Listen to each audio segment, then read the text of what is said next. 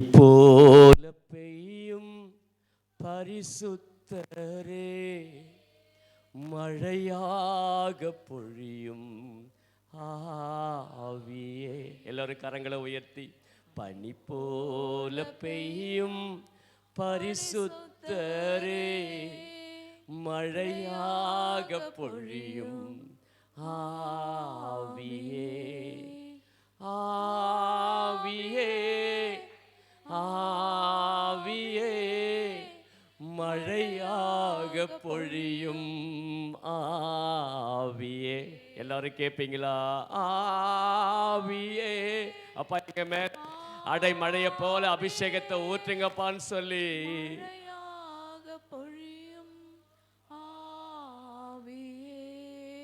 பனி போல பெய்யும் பரிசுத்தரே, மழையாக பொழியும் ஆவியே.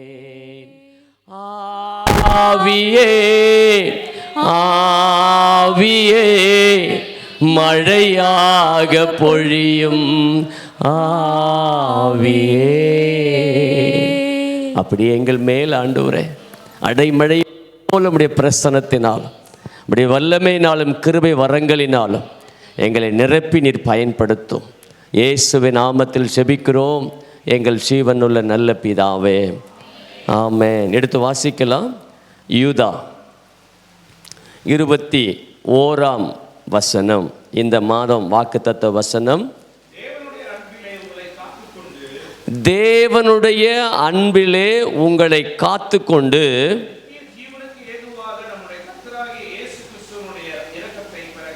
இரக்கத்தை பெற காத்திருங்கள். அல்லேலூயா. இந்த மாதம் 2 காரியத்தை ஆண்டவர் மிகவும் கவனமாய், மிகவும் ஒரு சந்தோஷமாய் நம்மிடத்தில் எதிர்பார்ப்போடு கூட பேசுகிறாரு. தேவ பிள்ளைகளாகிய நாம 2 காரியத்துக்காக கவனிங்க. என்ன செய்யணுமா? காத்திருக்க வேண்டுமா? ஆமென். பாதுகாப்பது ஒன்று, காத்திருக்க வேண்டியது 2 காரியம் சொல்றார். எதை காத்துக்கொள்ள சொல்றார் இந்த மாதத்துல? இந்த மார்ச் மாதம் உன் கூட என் கூட கர்த்தர் பேச விரும்புதுன்னா அன்பை காத்துக்கொள்ள. பக்கத்துல கைப்பிடிங்க. இந்த மாதம் அன்பை காத்துக்கொள்ளு. ஆமென் ஆமென். அன்பு அப்படின்னு சொன்னா சாதாரணமா அவர் சொல்லல, தேவனுடைய அன்பை காத்துக்கொள். பக்கத்தில் கைப்பிடி சொல்லுங்க. மனுஷ அன்பு வேறு, தேவ அன்பு வேறு. காத்துக்கொள்ள சொல்றது மனுஷ அன்பை இல்லைங்க, தேவ அன்பை. அல்லேலூயா. மனுஷ அன்பு என்னன்னா, நான் நேசிச்சா நேசிப்பாங்க, நான் நேசிக்கல நேசிக்க மாட்டாங்க. இதான் மனுஷ அன்பு. ஆனால் தேவ அன்பு எப்படிப்பட்டது தெரியுமா?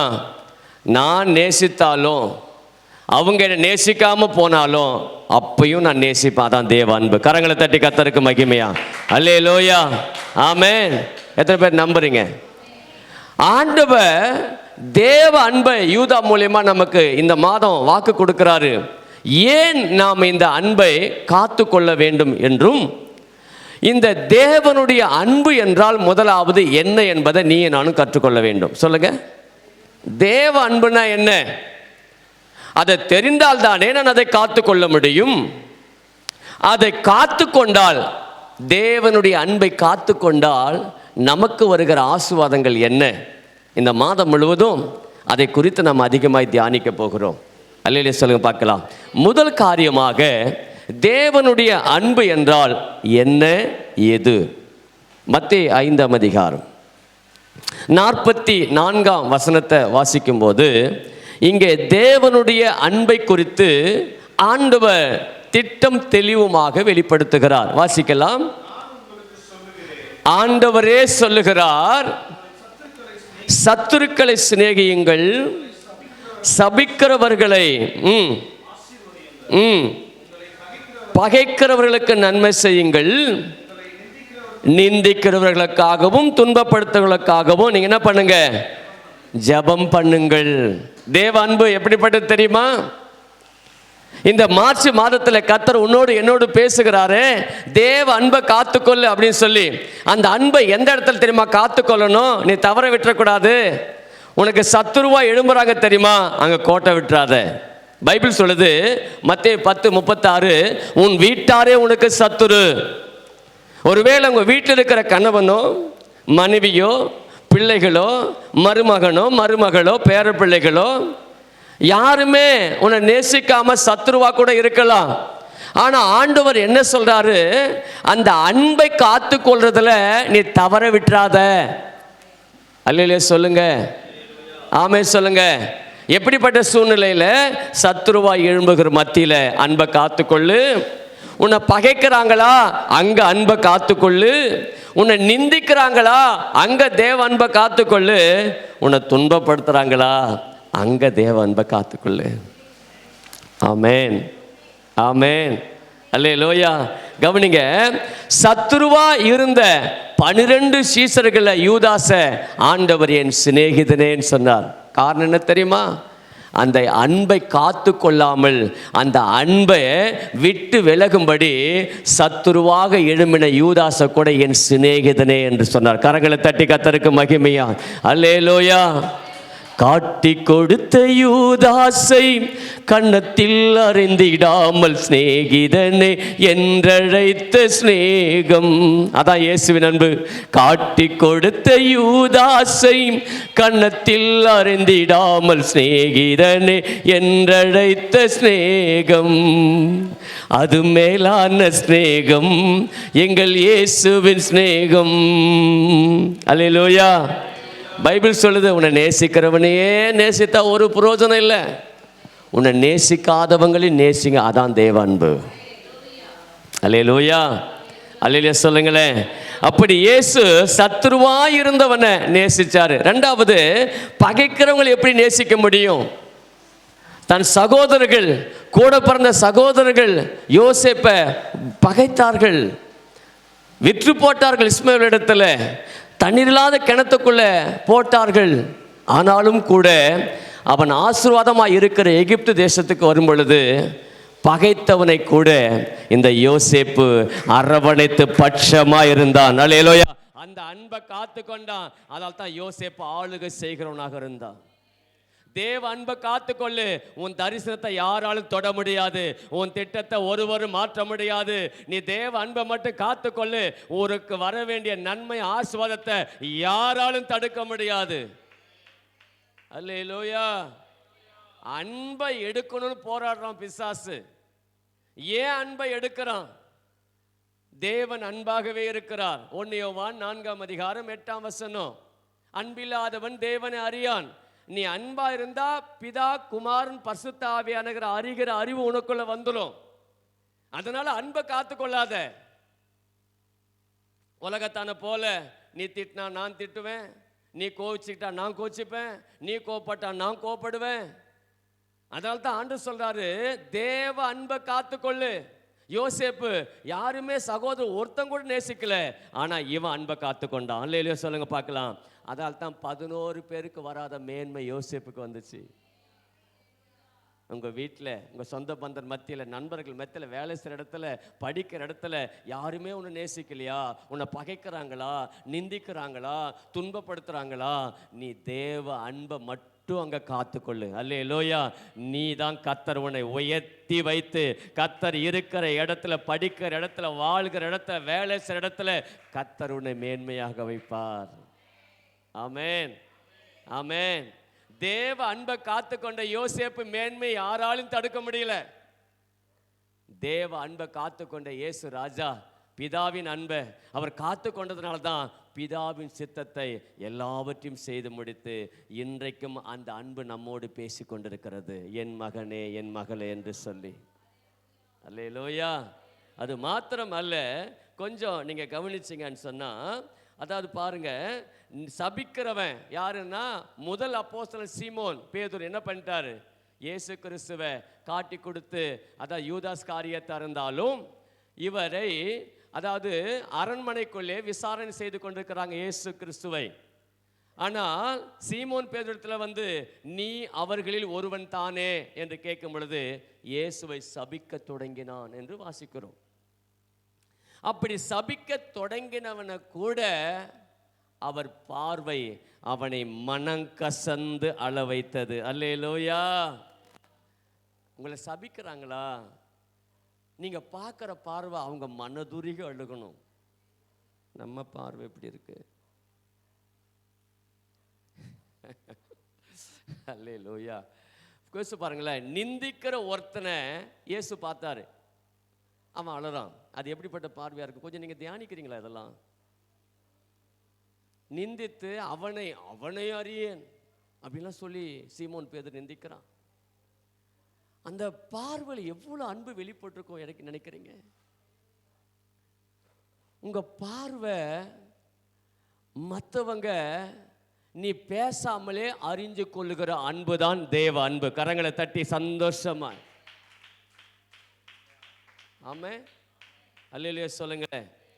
அல்லேலூயா சொல்லுங்களேன். அல்லேலூயா. அல்லேலூயா. துன்பப்படுத்துறவங்களுக்காக ஜெபம் பண்ணு. யாரு துன்பப்படுத்தினாங்க? சவுல் சபையை துன்பப்படுத்தினான். இயேசு அவனுக்கு தரிசனமாகி நீ துன்பப்படுத்துகிற இயேசு நானே. துன்பப்படுத்துகிற ஒருவனை கூட ஆண்டவர் தேடி வந்து தரிசனமானதனால்தான் அவன் சவுல் பவுலாய் மாறினான். கரங்களை தட்டி அல்லேலூயா. ஏன் இன்றைக்கு உங்களை துன்பப்படுத்துகிற ஆளை நேசின்றாரு, அன்பை விடாம காத்து கொள்ளுன்றாரு. நீ துன்பப்படுத்தப்படுறியே, இந்த நபர் நரக இயேசு அவர் மனதில்லை. யோவான் 3:16 சொல்லுது, ஒரு ஆத்துமாவும் கெட்டு போவது தேவ சித்தம் இல்லை. உன்னை பகைக்கிறான், ஆண்டவரை அறியாத பகைக்கிறான். அந்த பகைக்கிறவன் நீ பகைச்சா எப்படி இயேசு அறிந்து கொள்வான்? அதனால தான் இயேசு அன்பா இருக்கிறாரு, அன்பை காத்து கொள்ளுன்றாரு. உன்னை துன்பப்படுத்துறாங்களா, நீ அவங்கள துன்பப்படுத்தாத. அப்புறம் எப்படி துன்பப்படுத்துறோம் பரலோக ராஜ்யம் வர முடியும்? அந்த துன்பப்படுத்துற இடத்துல அன்பை காத்து கொண்டு அன்பை காட்டு. அந்த துன்பப்படுத்தணும் பரலோகம் வரணும். உன்னை நிந்திக்கிறாங்களே, அந்த இடத்துல நீ நிந்திக்காத, நிந்திக்கிற இடத்துல அன்பை காத்துக்கொள்ளு. அந்த அன்பு என்னத்தை காண்பிக்கும்? உனக்குள்ள இருக்கிற இயேசுவை காண்பிக்கும். அல்லேலூயா சொல்லுங்களேன். கரத்தை உயர்த்தி சொல்லுங்களேன். அன்பு கூறுவே இன்னும் அதிகமா, கரங்களை உயர்த்தி ஆராதிப்பே இன்னும் ஆர்வமா, உம்மை முழு உள்ளத்தோடு, உம்மை முழு பலத்தோடு, உமக்கு ஆராதனை ஆராதனை ஆராதனை. அல்லேலூயா. ஆண்டவருடைய அன்பு வித்தியாசமானது.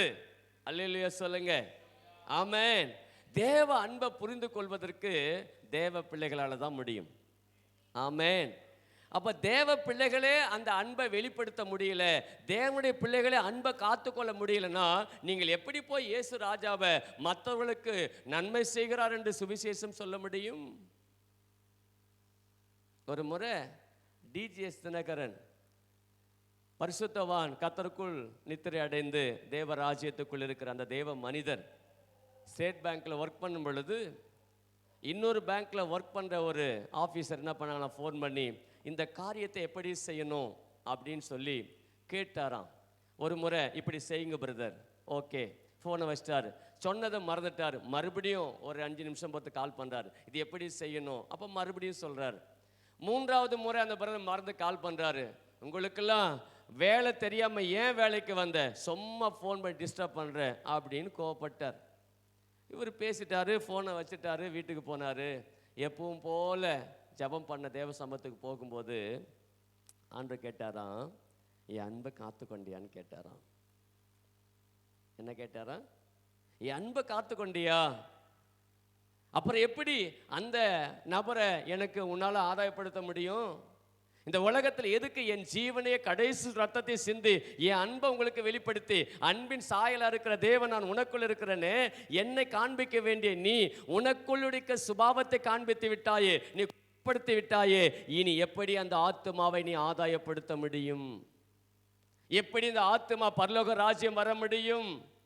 நான் சிந்தின ரத்தத்தை வீணடித்து விட்டாயே, நான் உனக்காக ஜீவனை விட்டு என் அன்பை வெளிப்படுத்தினேனே, இந்த அன்பை காத்து கொள்ளாமல் உன்னுடைய சுபாவத்தை வெளிப்படுத்தி விட்டாயே, நீ அந்த ஆத்துமாவுக்கு என்ன செய்வாய் என்று ஆண்டவர் கேட்ட கேள்விக்கு அவர் மிகவும் 3 நாட்களுக்கு மேலே வேலைக்கே போகாமல் அழுதாராம். அழுது எந்த நபரிடத்தில் கோபப்பட்டாரோ அந்த நபரிடத்தில் போய் என்னை மன்னித்து விடுங்கள், நான் இப்படி இருந்திருக்கக்கூடாது.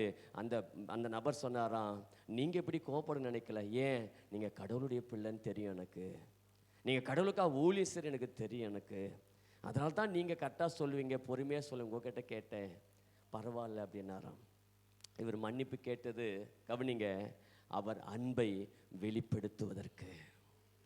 ஒருவேளை நீங்கள் அன்பை காத்து கொள்ளாமல் யாரிடத்திலாவது கோபப்பட்டு அந்த அன்பை காத்து கொள்ளாமல் உங்கள் சுபாவத்தை, கோபத்தை, எரிச்சலை நீங்கள் யாரிடத்தில் காண்பித்திருந்தால் தயவு செய்து இன்றைக்கு அதை மன்னித்த கர்த்தரிடத்தில் ஒப்புரவாகி அந்த அன்பை காத்து கொள்ள நீங்கள் பிரயாசப்படுங்கள்.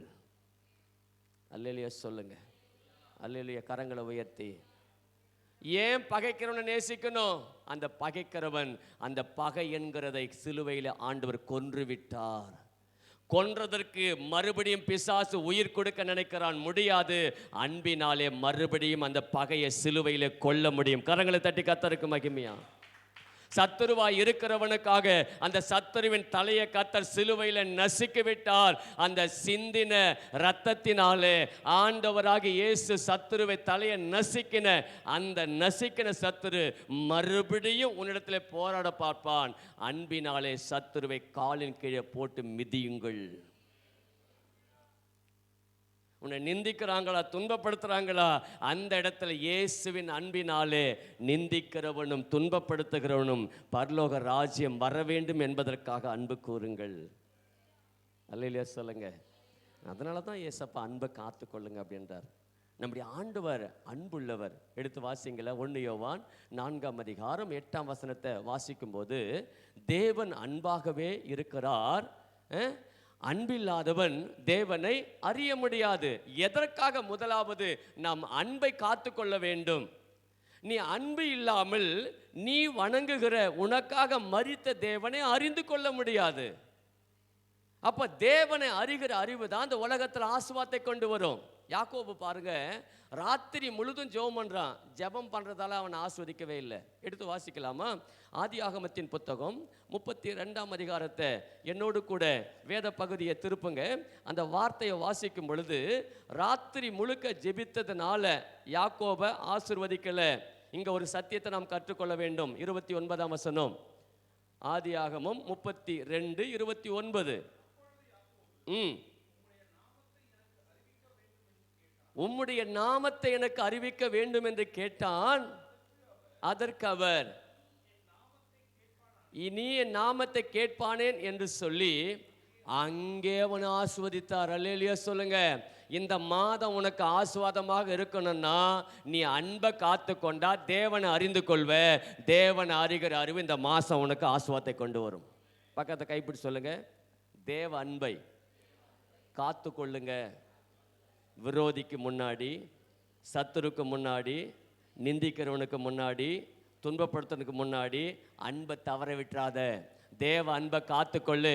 அந்த அன்பு தேவனை அறிகிற அறிவை கொண்டு வரும். அந்த அறிவு ஆசீர்வாதத்தை கொண்டு வரும். அல்லேலூயா. யாக்கோபு ராத்திரி 12 மணி நேரம் ஜெபம் பண்ணி ஒன்றை புரிஞ்சுக்கிட்டான். ஐயோ, ராத்திரி முழுக்க நான் தனித்து ஜெபம் பண்ணி ஆண்டவரை அறியாதிருந்தால்தான் இவ்வளோ போராடினா. இன்னைக்கு உங்கள் வாழ்க்கையில் கூட நீங்கள் ஏதோ ஒரு காரியத்தில் இன்னைக்கு போராடி கொண்டிருக்கிறீங்க. அந்த போராட்டம் எதற்கு தெரியுமா? நீங்கள் ஜெபம் பண்ணுறதுனால போராட்டம் மாறாதுங்க. நம்மளை விட அதிகமாக அநேக அந்நிய மார்க்கத்தில் இருக்கிறவங்க எவ்வளவோ ஜெபிக்கிறாங்க. உலகத்தை நம்ம ஜெபம் பண்ணுற மாதிரி அவங்க நம்ம ஜெபம் உபவாசம்ன்றாங்க, விரதம்ன்றாங்க. உலகத்து மக்கள்லாம் கடவுளை தேடாமல் இருக்கிறாங்கன்னு நினைக்கிறீங்களா? நம்ம கூட உபவாசத்தில் ஏதாவது சாப்பிட்ருவோம். பச்சை தண்ணி குடிக்காமல் கூட இருக்கிற உபவாசம் எத்தனையோ மார்க்கத்தில் இருக்கிறாங்க. நான் அதையெல்லாம் சொல்ல வரல. எதுக்கு சொல்ல வரேன்? ஜெபத்தினால ஆசீர்வாதத்தையோ ஜெபத்தினால சகலத்தையும் பெற்றுக்கொள்ளலாம் நினைச்சினா சோர்ந்து போயிடுவேன். ஒரு வாரம் ஜெபம் பண்ணி 21 நாள் ஜெபம் பண்ணி 40 நாள் ஜெபம் பண்ணி நீ நினைக்கிறது நடக்கலை அப்படின்னு சொன்ன உடனே சிலர் பாருங்கள், அதனால தான் பாருங்கள் அடுத்த நெக்ஸ்ட் லெவல் எழும்ப முடியல. ஜெபத்திலையோ ஊழியத்திலையோ ஏன் எழும்ப முடியல? இந்த ஜெபம் எதற்கு, உபவாசம் எதற்கு அப்படின்னு சொன்னால், நம்ம மாமிசம் செயல்படாமல் எனக்குள் இருக்கிற உள்ளான மனிதனாகி இயேசு கிறிஸ்து அன்பா இருக்கிறாரே அவரை வெளியே கொண்டு வர வேண்டும். அதற்கு தான் ஜெபம். கரங்களை தட்டி அல்லேலூயா. நம்ம புரிந்து கொள்ளுகிறது அந்த சிந்தனை இருக்கணும். நான் ஜெபம் பண்ணால் நாளைக்கு அது கிடச்சிடணும், நான் ஜெபம் பண்ணால் ஒரு காரை வாங்கிடணும், நான் ஜெபம் பண்ணால் லேண்டை வாங்கிடணும், நான் ஜெபம் பண்ணால் என் பிள்ளைக்கு கல்யாணம் நடந்துடணும், நான் ஜெபம் பண்ணால் என் பிள்ளைக்கு குழந்தை பிறந்துடணும். நான் ஜெபித்தால் அல்லேலூயா சொல்லுங்க பார்க்கலாம், நான் அவரை போல மாறுகிறேன். அல்லேலூயா. நான் ஜெபித்தால் என் இயேசு கிறிஸ்துவின் அன்பின் சுபாவம் எனக்குள்ளே வெளிப்படும். அவரோடு பேசுங்களேன். யோபுல சொல்றாரு, அவரோடு பேசுகிறவன் அறிவில் தேறினவன். ஏன் சத்துருவ நேசி, உன்னை நிந்திக்கிறவன் பகைக்கிறவனுக்கு ஜெபம் பண்ணுனா, ஜெபம் என்பது கர்த்தரோடு பேசுறது. உன்னை திட்டுறான் நிந்திக்கிறான்னு சொல்லி நீ திட்டாத.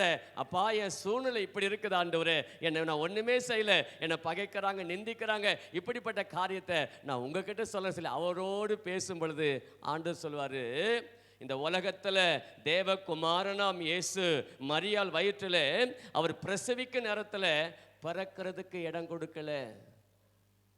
அல்லேலூயா. பிறக்கிறதுக்கு மாத்திரமல்ல, பிறந்த இயேசு கிறிஸ்துவை, அதாவது அநேகர் இயேசுவை ஏற்றுக்கொள்ளலை, அதனால் அன்பை விடலை. அல்லேலூயா சொல்லுங்க. கசையால் அடித்தாங்க, அன்பை விடலை. ஆணி அடித்தாங்க, அன்பை விடலை. முள்முடி சூட்டப்பட்டாங்க, அன்பை விடலை. கால்கள் ஆணி அடித்தாங்க, அன்பை விடலை. விழாவில் அதை ஈட்டியால் விழாவில் குத்துனாங்க, அன்பை விடலை. பரியாசம் பண்ணாங்க, கசப்பு காடியை கொடுத்தாங்க, அன்பை காத்துக்கிட்டாரு. இதெல்லாம் என்ன ஆவிக்குரிய அர்த்தத்தை குறிக்குது? இந்த அன்பானது இந்த உலகத்தில் காத்து கொள்ளுகிற எந்த பிள்ளைக்கும் விரோதங்கள் வரும், கசப்புகள் வரும், பகை வரும், விரோதங்கள் வரும், உன்னை நிந்திப்பாங்க, துன்பப்படுத்துவாங்க. அந்த இடத்துல உனக்குள்ள அன்பாய் இருக்கிற தேவன் அவர் வெளியே கொண்டு வருவதற்கு நீ அந்த இடத்துல அன்பை காத்து கொள்ளுகிற ஸ்தானத்துக்கு வந்துவிட வேண்டும். அந்த அன்பை காத்து கொண்டா நம்முடைய வாழ்க்கையில் தேவனை காத்துக்கொள்வதற்கு அடையாளம். தேவனை காத்துக்கொள்ள, அதான் அவருடைய ஆவிக்குரிய அர்த்தம். அல்லேலூயா சொல்லுங்க. அல்லேலூயா. அப்ப தேவன் அன்பாகவே இருக்கிறார். அந்த அன்பு எப்படிப்பட்டது தெரியுமா? ஆண்டுடைய அன்பை நீங்க கொஞ்சம், ஏன் அந்த தேவ அன்பு எப்படிப்பட்டது வலிமை உள்ளது அப்படின்னா, ஏசாயா 59ஆம் அதிகாரம் என் கூட இந்த வேத பகுதியை திருப்பி வாசிங்கன்னா ரொம்ப உங்களுக்கு பிரயோஜனமாக இருக்கும்னு நான் விசுவாசிக்கிறேன். அல்லேலூயா. ஏசாயா 59:15 வசனத்தை வாசிக்கும் பொழுது நம்ம ஏசப்பாவுடைய அன்பை ஏன் காத்துக்கொள்ள சொல்றாரு? அவர் அன்பு எப்படிப்பட்டது தெரியுமா? தாய் தன் பாலகனை மறந்தாலும் நான் உன்னை மறப்பதில்லை. எப்படிப்பட்ட அன்புங்க? வாசிங்க அந்த வசனத்தை. ஏசாயா 59ஆம் அதிகாரம் 15ஆம் வசனம் எடுத்தவங்க வாசிங்க. ஏசாயா 59:15. ம் ம் ம் ம் ம் சாரி 49:15 வாசிங்க. சாரி 49:15. சிறியானவள் தன் கற்பத்தின் பிள்ளைக்கு இறங்காமல் தன் பாலகனை மறப்பாளோ? அவர்கள் மறந்தாலும் நான் உன்னை மறப்பது இல்லை. அல்லேலூயா. தாய் உன்னை மறந்திருக்கலாம், தகப்பன் உன்னை மறந்திருக்கலாம். நம்ம ஆண்டவருடைய அன்பு தாயினும் மேலானது. ஆமென். தகப்பனிலும் மேலானது. தாய் தகப்பன் அன்பை காட்டில் நான் உன்னை நேசிக்கிறேன். ஏசப்பா அன்பு எப்படிப்பட்ட அன்பு? தாய் தகப்ப அன்பை விட மேலான அன்பு. தாய் கூட பிள்ளைகளை மறந்து போகலாம், சிங்கம் கூட குட்டிகளை பட்டினி போடலாம். கரங்களை தட்டி, தாய் கூட மறந்து போகலாம், சிங்கம் கூட குட்டிகளை பட்டினி போடலாம். தாயினும் மேலாக அன்பு வைத்தவர், தன் இரத்தத்தையே சிலுவையிலே உனக்கு தந்தவர். மறந்திடுவாரோ உன்னை வெறுத்திடுவாரோ, இயேசு மறந்திடுவாரோ உன்னை வெறுத்திடுவாரோ, உன் நம்பிக்கையை விட்டு விடாதே. நீ நம்பினவர் கைவிட மாட்டார். உன் நம்பிக்கையை விட்டு விடாதே. நீ நம்பினவர் கைவிட மாட்டார். தாய் மறந்தாச்சு, தகப்ப மறந்தாச்சு. யோசேப்பு தனித்தவனா எகிப்தில் இருக்கிறான். அவனை ஒரு அதிபதியாக மறக்காமல் மாற்றினவர். அல்லேலூயா, அல்லேலூயா.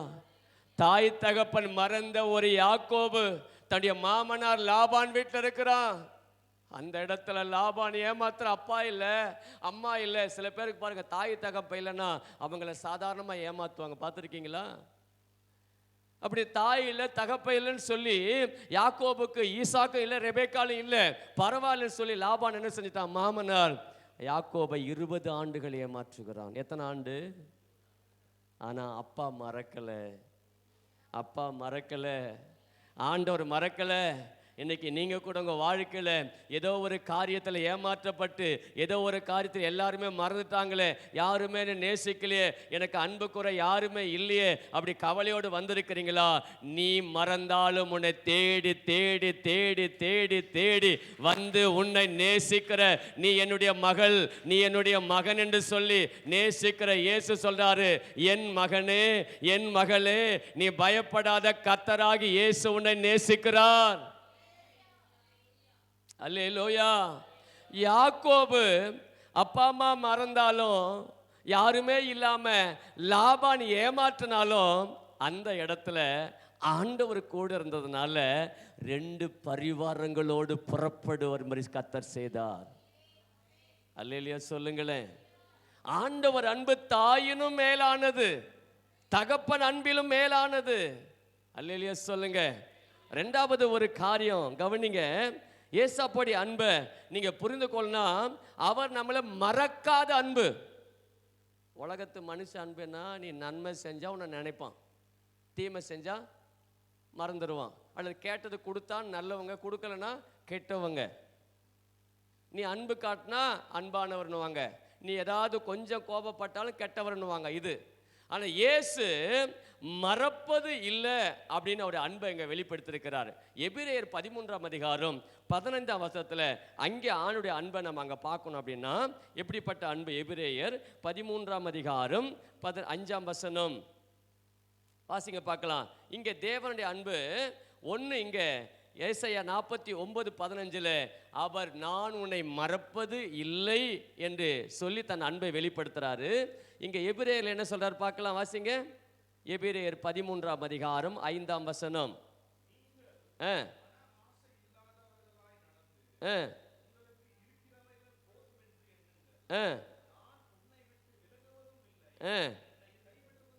கரங்களை தட்டி அல்லேலூயா.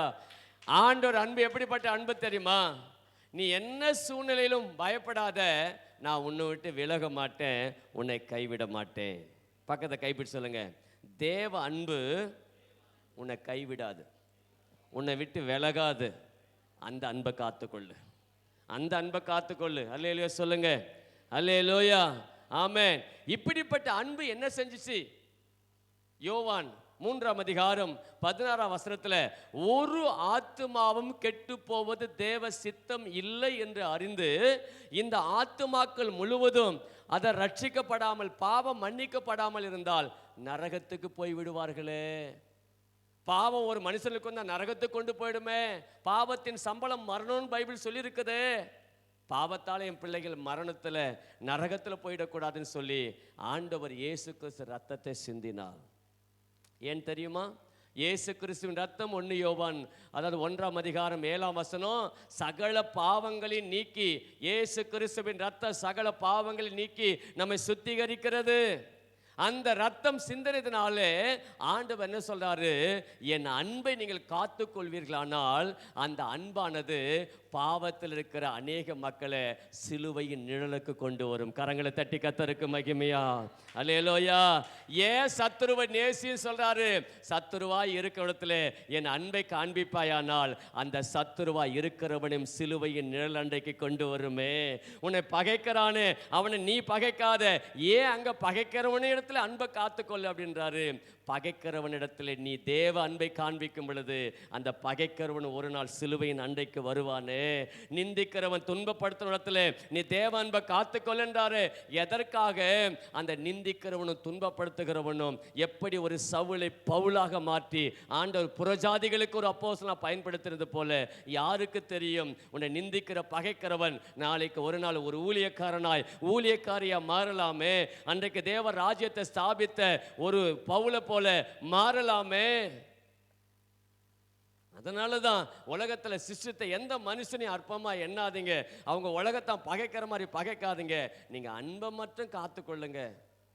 அந்த அன்பு ஒருவேளை நீ நேசிக்கிறதுனால பகைக்கிறவன் ஊழியக்காரனாக மாறலாம், பகைக்கிறவ ஊழியக்காரியாக மாறலாம்.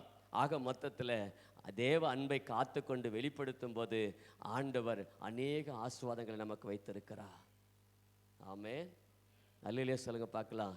இந்த தேவ அன்பை நம்ம காத்து கொள்ளும் பொழுது கவனிங்க, நமக்கு கிடைக்கிற ஆசீர்வாதங்கள் என்ன என்பதை குறித்து நாம் ஒரே ஒரு காரியத்தில் நாம் நின்று விடாதபடிக்கு தேவன் நம்மோடு கூட இந்த தேவ அன்பினால் வருகிற ஆசீர்வாதம் என்ன அப்படின்னு சொன்னால் 1 யோவான் 4:8 தேவ அன்பை எதற்காக காத்து கொள்ள வேண்டும்? யாக்கோபை போல அவரை அறிகிற அறிவை கொண்டு வருகிறது.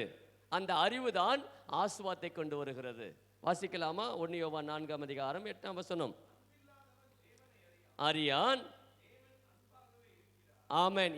ஏன் ஆண்டவர் அன்பை காத்துக்கொள்ளு அப்படின்னு சொல்லி குடும்பத்தில் இருக்கிற ஒரு குடும்ப தலைவனோ குடும்ப தலைவியோ பிள்ளைகளோ குடும்பத்தில் இருக்கிற எல்லாருக்குள்ளேயும் அந்த அன்பை காத்துக்கொள்ளுகிற எந்த மகன் காத்துக்கொள்ளுகிறார்களோ அவர்கள் உலகத்தை அறிகிற அறிவிலே வளர மாட்டார்கள், தேவனை அறிகிற அறிவிலே வளருவார்கள். கரங்களை உயர்த்தி ஆமென். முதல் ஆசீர்வாதம் என்ன? தேவனை அறிகிற அறிவு வருகிறது. இந்த அறிவு தான் நம்ம வாசித்தோம் ஆதியாகமம் 32 நம்ம வாசித்த வசனம் 29 யாக்கோபு தேவனுடைய நாமத்தை கேட்டான். என் நாமத்தை நீ கேட்பானே என்று சொல்லி அந்த நாமத்தை அறிகிற அறிவினாலே யாக்கோபு ஆசீர்வதிக்கப்பட்டான். ஆமென் சொல்லுங்க பார்க்கலாம். அது போல உங்க பிள்ளைகள் தேவனை அறியணும்னு ஆசைப்படுறீங்களா? சில பெற்றோர் சொல்லுவாங்க, ஐயா நான் சர்ச்சைக்கு போறேன், என் பிள்ளை சர்ச்சைக்கே வர மாட்டுது, என் புருஷன் எத்தனையோ வருஷமா பாஸ்டர், நானும் மனைவி அதான் எவ்வளோ விட்டு கொடுக்கறது, நான் இப்போ சபைக்கு வரேன், என் புருஷன் சபைக்கே வரதில்லை. ஏன் வரதில்லை தெரியுமா? சபைக்கு வருகிற தேவ பிள்ளைகள் ஆண்டவராகி இயேசு கிறிஸ்துவின் அன்பை உன் வீட்டுக்குள்ள காத்துக்கொள்ளும் போது, உன்னுடைய தனிப்பட்ட வாழ்க்கையில காத்துக்கொள்ளும் பொழுது அந்த அன்புக்கு காரணம் இருக்கிற தேவன் என்ன செய்வார்? சபைக்கு வராத உன் புருஷனை கர்த்தர் சபைக்கு கொண்டு வருவார். சில இடத்துல புருஷமார் சபைக்கு வருவாங்க, மனைவிமார் சபைக்கு வரதில்லை. ஏன்? சபை முடிய லேட்டாகும், நீ சமையல் செஞ்சு வை வீட்டில், அந்த உடனே சாப்பிடணும். அப்படி சில நான் பைபிள் காலேஜ் படிக்கும்போது ஒரு பிரதர் அப்படி எனக்கு சொன்னார், அது தவறுன்னு சொன்னேன். நான் சபைக்கு வரணும். வீட்டில் வேலை செய்கிற ஒருத்தன் கூட ஞாயிற்றுக்கிழமை பரிசுத்த ஓய்வுலாம் அனுசரிக்காமல் இருக்கக்கூடாது, வீட்டில் வேலை செய்கிறால கூட அப்படின்னு பைபிள் சொல்லுது. ஆனால் தேவனானவர் என்ன விரும்புகிறார் அப்படின்னு சொன்னால், நம்முடைய வாழ்க்கையில் அன்பை காத்து கொள்ளுகிற இடத்துல கர்த்தர் பிள்ளைங்க நீயும் நானும் இருக்கிறோம். காத்து கொள்ளுன அர்த்தம் அடையாளம் காட்டுவதற்கு. ஆமென் சொல்லுங்க. எதுக்கு காத்துக்கொள்ளணும்? அன்பை, தேவ அன்பை எதுக்கு காத்துக்கொள்ளணும்? அடையாளமாகவும். ரெண்டாவது அந்த அன்பை காத்துக்கொள்ளுவது பெரிய நோக்கம் என்னன்னா, அந்த அன்பை நீ நானும் வாழ்கிற காலத்தில் ரட்சிக்கப்படாதவர்கள் கர்த்தரை அறிந்து உள்ளே வர வேண்டும் என்பதற்காகத்தான் அந்த அன்பை காத்துக்கொள்ள வேண்டும். ஆமென். அப்போ அவர் திட்டம் ஒரு ஆத்மா கெட்டு போக, இதான் ஏசப்பா மன விருப்பம்.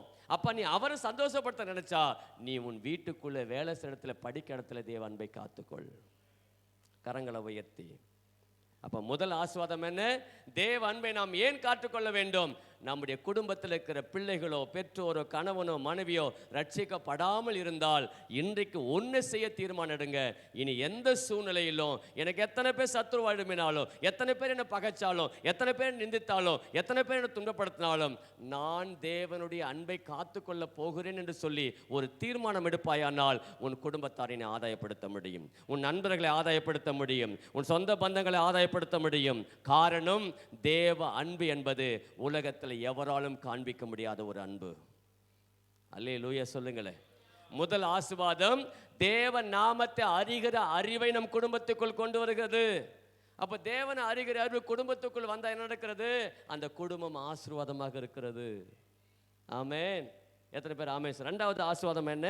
நாம் தேவனுடைய அன்பை காத்து கொள்ளும் பொழுது ரெண்டாவது கிடைக்கிற ஆசீர்வாதம் இங்கே வாசிக்கிறோம். 1 கொரிந்தியர் 13:10. 1 கொரிந்தியர் 13 ரெண்டாவது நடக்கிறது என்ன? நீங்கள் தேவ அன்பை காத்து கொள்ளும் பொழுது உங்கள் வாழ்க்கையில் இருக்கிற எல்லா குறைவுகளும் இந்த மாதம் நிறைவாகும். நம்புறவங்க மாத்திரம் ஆமென் சொல்லுங்க. பக்கத்தை கைப்பிடிங்க. இன்னைக்கு உங்கள் வீட்டில் ஏதோ ஒரு குறை இருக்குதுன்னா நிறைவானது வரல. நிறைவானது தேவ அன்பு தான். அந்த நிறைவான தேவ அன்பு வந்தால் இந்த மாதம் வாழ்க்கையில் குறையே இருக்காது.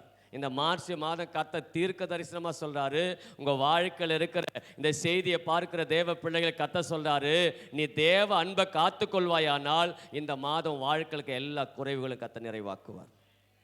இந்த 1 கொரிந்தியர் 13 முழுதும் பவுல் எழுதும்போது அன்பை குறித்து எழுதியிருக்கிறார். இந்த அன்பு என்ன காரியத்தை செய்து தெரியுமா? வாசிக்கலாமா? 4 வசனத்தை வாசிங்களேன். 1 கொரிந்தியர் 13 4. முதலாவது சாந்த குணத்தை கொண்டு வருகிறது. தேவ அன்பு காத்து கொள்ளும் போது நடக்குது. சாந்தமா உன்னை மாத்துது. உங்களுக்குள் மறைந்திருக்க சாந்த குணமே நமக்கு அலங்காரம். சாந்த குணம் சமாதானத்தை கொண்டு வருது. சாந்த குணமுள்ளவன் பூமியை சுதந்திரித்துக் கொள்வான். இங்கதாங்க ஆசீர்வாதம் இருக்குது. நீ மணிக்கணக்கா நாலு கணக்கு உபவாசம் பண்ணி ஜெபம் பண்ணிட்டு வீட்டில் சாந்தமா இல்லைன்னா ஒரு ஆசீர்வாதம் பெற்றுக்கொள்ள முடியாது. உண்மையா? மணிக்கணக்கா இல்லை வருஷக்கணக்கா நீ பாஸ்டிங் போட்டு வீட்டில் அன்பு இல்லைன்னா, அன்பை காண்பிக்கலைன்னா ஆசீர்வாதத்தை பெற்றுக்கொள்ள முடியாது. அன்பு தேவனை அறிகிற அறிவை கொண்டு வருகிறது என்று பார்த்தோம். ரெண்டாவது, அன்பு நமக்குள்ள சாந்த குணத்தை கொண்டு வருகிறது. அதால் தான் அன்பை காத்துக்கொள்ளுன்றார். ஏன் டக்கு கோவப்படுறோம்? தேவ அன்பை காத்துக்கொள்ள நம்ம தவறி விட்டோம். அந்த சாந்த குணம் பூமியை சுதந்திரிப்பதற்கு ஆசீர்வாதமா இருக்கிறது. நம்புறவங்க மாத்திரம் ஆமென் சொல்லுங்க. சாந்த குணம் உள்ளவன் பூமியை சுதந்திரித்துக் கொள்ளுகிறான். வேதம் மாறாது. வானம் பூமி ஒழிந்து போனாலும் அவர் வார்த்தை மாறாது. நீ தேவ அன்பை காத்து கொண்டால் உனக்குள்ளே சாந்த குணம் வரும். அந்த சாந்த குணம் உன்னை பூமியை சுதந்திரிக்க கர்த்தர் உதவி செய்வார். சமாதானத்தை சுதந்திரிப்பாய், சந்தோஷத்தை சுதந்திரிப்பாய். அதாவது உலகத்தில் இருக்க எல்லா ஆசீர்வாதத்தையும் சுதந்திரிக்க உன்னால் முடியும். எப்போ? தேவ அன்பை காத்துக்கொள்ளும். தொடர்ந்து வாசிங்க 4 வசனத்தை. 1 கொரிந்தியர் 13:4 அப்படி வாசிங்க. நீடிய சாந்தமும் தயவும் உள்ளது, அன்புல பொறாமை இல்லை, புகழாது, இருமாப்பா இருக்காது. ஏன் அன்பை காத்துக்கொள்ள சொல்லுமா? உனக்குள்ள பொறாமை இல்லாம இருக்கணும்னு ஆசைப்பட்டினா அன்பு காத்துக்கொள்ள வேண்டும். ஆமே. என்ன ஆமை இருக்கக்கூடாது? பொறாமை. அல்லேலூயா.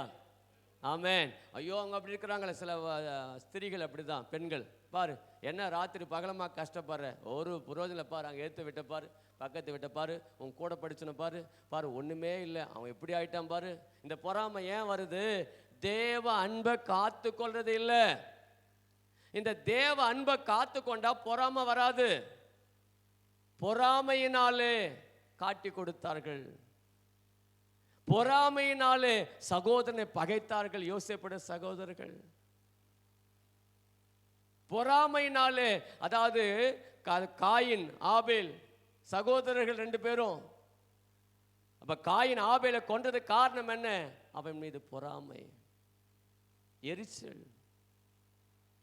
அப்போ அன்பை காத்து கொள்ளாம போனதுனால ஒரு பாருங்க, ஒரு காயின் ஆபேல் என்று கூட சகோதரன் கூட பிறந்து கூட பார்க்காம அவனை கொன்று போடும்படியாய் மாற்றிவிட்டது. அப்ப தேவ அன்பை காத்துக்கொள்வதிலே தவறுதனால நமக்குள்ளே பொறாமை வருகிறது. அடுத்தது என்ன வசனம் சொல்லுது? பொறாமை புகழாது, இருமாப்பா இருக்காது. இன்னைக்கு பிள்ளைங்க பெற்றோரிடத்துல, அதான் நம்ம குடும்பத்தில் மட்டும் இல்லை, வெளியே போகும்போது இருமாப்பு ஏன் வருது? புகழ்ச்சி, தன்னை பற்றி பெருமையா, குடும்பத்தை பற்றி, பின்னணியத்தை பற்றி. கர்த்தரால் புகழப்படுகிறவனே உத்தமன் பைபிள் சொல்லுது. அந்த உத்தமனை பார்க்க தான், அதாவது மத்தேயு 25:21 உண்மையும் உத்தமுள்ள ஊழியக்காரனே, கொஞ்சத்தில் உண்மையா இருந்த உன்னை அநேகத்தின் மேல் அதிகாரி வைப்பேன், எஜமான் சந்தோஷத்தில் பிரவேசி என்று சொல்லுகிற நாட்கள் வந்து விட்டது. சீக்கிரத்தில் இயேசு வரப்போகிறார். அதனால தான் அன்பை காத்துக்கொள்ளுங்க. அன்பு தன்னை புகழாது, தன்னை படைத்தவரையே புகழ வைக்கும். யோசேப்பு இடத்துல தேவ அன்பு இருந்ததுனால, தானியேலிடத்துல தேவ அன்பு இருந்ததுனால, அது மாத்திரமா சாத்ராக் மேஷாக் ஆபேத்நேகோ தேவ அன்பை காத்து கொண்டதுனால அந்த இடத்துல பாபிலோன்ல கூட தன்னை படைத்தவரை மட்டுமே புகழ ஒப்பு கொடுத்தார்கள். அல்லேலூயா சொல்லுங்க, ஆமென் சொல்லுங்க. காரணம், அந்த அன்பை காத்து கொண்டார்கள். அதோடு கூட இந்த 1 கொரிந்தியர் 13ஆம் அதிகாரம் முழுவதும் நீங்க வீட்டில் போய் வாசித்து பாருங்க. அயோக்கியமானது செய்யாது, தற்பொழிவை நாடு, சினமடையாது, கோபப்படாது, தீங்கு செய்யாது. தேவ அன்பு காத்து கொள்ளுங்களேன், கோபம் வராது. அப்படி ஒருவேளை கோபம் வந்தாலும் அந்த இடத்துல பாவம் செய்ய இடம் கொடுக்க மாட்டார். கோபம் வந்து அடிக்கலான்னு தோணும், அடிக்க கையை விட மாட்டார் அப்பா. கோபப்பட்டு கெட்ட வார்த்தை பேச வைக்கும், அந்த இடத்துல அந்த வார்த்தை காத்த தடுத்து போடுவார். சினமடையாது. அன்பை காத்துக்கொள்ளு. அன்பை காத்துக்கொள்ள என்ன அர்த்தம்? அதை மட்டும்தான் வெளிப்படுத்தணும், வேற எதையும் வெளிப்படுத்தக்கூடாது. அடுத்தது என்ன சொல்றாரு? அனித்தியத்தில் சந்தோஷப்படாது. பாரு, என்னை திட்டின இல்லை, என் மேலே கோவப்பட்டல, உனக்கு இதான் வேணும். சத்துரு விழுந்துட்டானேன்னு என்ன பண்ணாத, சந்தோஷப்படாதீங்க. பைபிள் அழகா சொல்லுது. அநியாயத்தில் சந்தோஷப்படாத. ஐயோ நல்ல சகோதரனாச்சு ஏசப்பா, அந்த சகோதரன் சகோதரியை தூக்கி எடுங்கப்பா. அதான் தேவ அன்பு. அல்லேலூயா சொல்லுங்க பார்க்கலாம். அநியாயத்தில் சந்தோஷப்படாது. அது மாத்திரமல்ல, சத்தியத்தில் சந்தோஷப்படும். அதாவது 8ஆம் வசனத்தில் அன்பு ஒரு காலம் ஒழியாது. 7ஆம் வசனத்தில் அது சகலத்தை தாங்கும், சகலத்தை விசுவாசிக்கும், சகலத்தை நம்பும், சகலத்தை சகிக்கும். ஏன் அன்பை காத்துக்கொள்ளு. இந்த அன்பை காத்துக்கொள்ளாம நீ விட்டா சகிக்க முடியல. இயேசு சிலுவையிலே அன்பை காத்துக்கொண்டால் சிலுவையின் பாடுகளை சகித்தார். தேவ அன்பை காத்துக்கொண்டதால ஸ்தேவான் என்ன செஞ்சான் தெரியுமா? எடுத்து வாசிக்கலாமா? இந்த இடத்துல அப்போஸ்தலர், நீங்கள் எடுத்து என்னோடு கூட இந்த வேத பகுதியை வாசிக்கும் போது உண்மையாகவே இந்த வார்த்தைகள் ஒவ்வொன்றும் நம்முடைய வாழ்க்கையில் ஒரு பெரிய மாற்றத்தை கொண்டு வரும் என்பதில் ஒரு சந்தேகமும் இல்லை. அல்லேலூயா சொல்லுங்க பார்க்கலாம். எத்தனை பேர் நம்புறீங்க? நம்புறவங்க மாத்திரம் கரங்களை உயர்த்தி அல்லேலூயா சொல்லுங்க பார்க்கலாம். அப்போஸ்தலருக்கு நீங்கள் வரும்பொழுது 9ஆம் அதிகாரத்தை என்னோடு கூட வேத பகுதி திருப்புங்க பார்க்கலாம். அப்போஸ்தலர் 9ஆம் அதிகாரத்தில் ஸ்தேவான் என்ன செய்கிறான்? தேவ அன்பை காத்து கொண்டதினாலே அந்த இடத்துல நடந்த ஒரு காரியத்தை இங்கே போடப்பட்டிருக்கிறது. அவனை கல்லெறிந்து கொள்ளும்படியான ஒரு சந்தர்ப்பம். அப்போஸ்தலர் 7ஆம் அதிகாரம் 60ஆம் வசனத்தை வாசிங்க. அப்போஸ்தலர் 7:60 அவனோ முழங்கால் படியிட்டு, ஆண்டவரே இவர்கள் மேல் இந்த பாவத்தை சுமத்தாதிரும் என்று மிகுந்த சத்தமிட்டு சொன்னான். இப்படி சொல்லி நித்திரை அடைந்தான். அவனை நியாயப்பிரமாணத்தின்படி கல்லெறிந்து கொலை செய்கிறாங்க.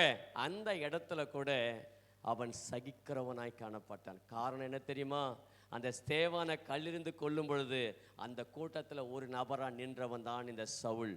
இந்த சவுலை தான் கர்த்தர் வரும் நாட்களை பவுலா மாற்றினார். இன்னைக்கு நீங்கள் ஏன் உங்களை சகிக்கணும்னு ஆண்டவர் கற்றுக் கொடுக்குறார் தெரியுமா? அன்பை காத்து கொண்டா சகிப்பீங்க.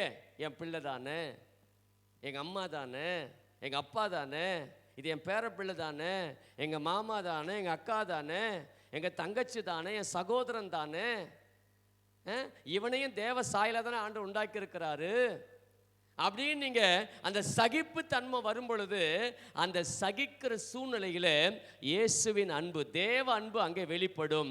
இந்த தேவ அன்பு அவனையும் கர்த்தர் ராஜ்யத்திலே கொண்டு வரும். கரங்களை தட்டி ஆமென். அதனால தான் ஆண்டவர் அன்பை காத்துக்கொள்ளுன்றார். இன்னைக்கு குடும்பத்தில் இருக்கிறவங்களுக்கு சின்ன தலைவலி ஜுரம் வந்துட்டா ராத்திரி முழு சாப்பிடாம தூங்காம நம்ம வேதனைப்பட்டு ஏசப்பா சுகம் கொடு சுகம் கொடுன்னு நம்ம கேட்குறோமே. நம்ம எல்லாம் ஒரு நாள் கர்த்தர் சித்தத்தின்படி நித்திரை மரிக்க போகிறோம் கிறிஸ்துவுக்குள். அந்த மரிக்கும் பொழுது நம்முடைய ஆத்துமா பரலோக மேனியை தரித்து கொண்டு இயேசுவை சந்திக்கும் அந்த சூழ்நிலையில் இயேசு கிறிஸ்துவை சொந்த இரட்சகராக ஏற்றுக்கொண்டு முழுகி ஞானஸ்தானம் எடுத்து பரிசுத்தன் அபிஷேகத்தை பெற்று இங்கே சத்தியத்தின்படி வாழ்ந்தவர்கள் பரலோக ராஜ்யம் போகலாம். அந்த நியாய தீர்ப்பு நாளிலே ஆண்டவர் சித்தத்தை செய்யாத ஞானஸ்தானம் எடுக்காதவர்கள் அதன் நரகத்திலே போய்விடுவார்கள் என்று சொல்லி, ஜலத்தினாலும் ஆவியினாலும் பிறவாவிட்டால் தேவ ராஜ்யத்தில் பிரவேசிப்பது இல்லை. அப்படி நரகத்தில் போயிருக்கும் பொழுது யாரையும் காப்பாற்ற முடியாது. ஒரு ஏழை லாசரு ஆண்டவர் ஆபிரகாம் மடியில் இருக்கிறதை பார்க்கிறான். ஐஸ்வர்யவான் நரகத்தில் வேதனைப்படுறான். அவன் என்ன சொல்றான்? அழகா ஒரு ஊமையை சொல்லி கொடுக்கிறாரு. அந்த இடத்துல அந்த ஐஸ்வர்யவான் சொல்றான், என் சகோதரர் 5 பேர் இருக்கிறாங்க, நான் தான் அந்த நரகத்துக்கு வந்து அவங்க வராமல் இருக்கணும், நான் போய் ஒரு வாட்டி என் டைம் கொடுங்க, சான்ஸ் கொடுங்க சொல்லிட்டு வரேன். முடியாது. நரகத்தில் இருக்கிற ஆள் மறுபடியும் பரலோகத்துக்கு இந்த பூமிக்கு இறங்கி வர முடியாது. பரலோகமும் போக முடியாது, பூமிக்கு வர முடியாது, அங்க யாராலையும் காப்பாற்ற முடியாது. இங்க தேவ அன்பை ஏன் காத்துக்கொள்ளணும்? இங்க அன்பை காத்துக்கொள்ள தவறிட்டுனா நீ பகைச்சா நான் பகைப்பேன், நான் திட்டினா நீ திட்டுவேன், நீ கோபப்பட நான் கோபப்படுவேன். அப்ப எல்லாரையும் பிசாசு நரகத்துக்கு கொண்டு போய் விடுவான். அந்த நரகத்துக்கு நீ நான் தப்பிப்பதற்கு ஒருவேளை இந்த கோபமான சுபாவம், பகைக்கிற சுபாவம், சத்துருவா இருக்கிற சுபாவம், நீ நிந்தித்தா நான் நிந்திப்பேன், நீ கோப்பட்ட நான் கோப்பட்டேன், இப்படிப்பட்ட சுபாவத்தினாலே அநேகரை பிசாசு நரகத்து கொண்டு போக திட்டம் போட்டிருக்கிறான். ஆனால் தான் தேவ அன்பை காத்துக்கொள்வாயானால் உனக்குள்ள சகிப்புத்தன்மை இருக்கும். இந்த சகிப்புத்தன்மை எதுக்காக? அப்பா சிந்தின ரத்தம் வீணா போகக்கூடாது. அது ஒரே நோக்கம்தான். 39 அடிகள் அப்போஸ்தலனாகிய பவுல் அடிக்கிறாங்க. அவன் என்ன தப்பு செய்தான்? சுவிசேஷம் அறிவிச்சு, அவ்வளோதான். 39 அடிகள் 5 முறை அடிக்கிறாங்க. ஏன் அப்படி சொல்றான்? அதனால தான் அவன் சொல்றான், அதாவது ரோமர் 8ஆம் அதிகாரம் நீங்க 36லேருந்து அப்படி தொடர்ந்து வாசிக்கும் பொழுது, பசியோ பட்டினியோ நிர்வாணமோ நாசமோ மோசமோ கிறிஸ்து இயேசுவின் அன்பை விட்டு பிரிப்பவன் யார்? ஐயோ, நானும் ஒரு நேரத்தில் துன்பப்படுத்தனா இருந்தேன், நானும் அநேகரை அடிக்கிறவனா பகைக்கிறவனா சத்துருவாதான் இருந்தேன். ஆனால் அன்னைக்கு ஸ்தேவானை பார்க்கும்போது, எதற்காக அந்த ஸ்தேவான் கல்லெறிந்து கொல்லும் போது இவர்களை மன்னியும் என்று ஒரு சின்ன ஜெபம் சகித்து ஜெபித்ததுனால அந்த அன்பு தான் இயேசுவையே என்னோடு பேசும்படி இறக்கி இந்த பூமி கொண்டு வந்துருச்சு. அன்னைக்கு அந்த ஸ்தேவான் அன்னைக்கு சகிக்கலனா இன்னைக்கு நான் சவுலாக இருக்கிறவன் அப்படியே மரித்து நான் நரகம் போயிருப்பேன். ஆனால் நரகத்துக்கு போக வேண்டிய அநேகரை என் மூலமாக என்னுடைய சகிப்புத்தன்மை தான் அநேகரை பரலோக ராஜ்யத்துக்கு கொண்டு வருமானால் அந்த அன்பை நான் எப்படி விடுவேன்? அதனால தான் அவ்வளோ வைராக்கியமாக சொல்கிறேன். என் அன்பை, கிறிஸ்துவின் அன்பை விட்டு பிரிப்பவன் யார்? நான் அன்பை காண்பிக்கலாம், தேவ அன்பை காத்துக்கொள்கிற பெரிய நோக்கம் என்ன? அநேகர் அழிந்து போகிற ஆத்துமாவை கிறிஸ்துவின் அன்பினாலே பரலோக ராஜ்யத்திலே கொண்டு வந்து சேர்க்க வேண்டும். அதுதான் இந்த செய்தியின் தலைப்பு. அதுதான் இந்த அன்பை காத்துக்கொள்ளுகிறத முழு அர்த்தமும் அதுதான். அல்லேலூயா சொல்லுங்க பார்க்கலாம். இயேசுவின் அன்பை காத்துக்கொள்ளுகிறவர்கள் தான் தன் குடும்பத்தாரை பரலோக ராஜ்யத்துக்கு ஆயத்தப்படுத்த முடியும்.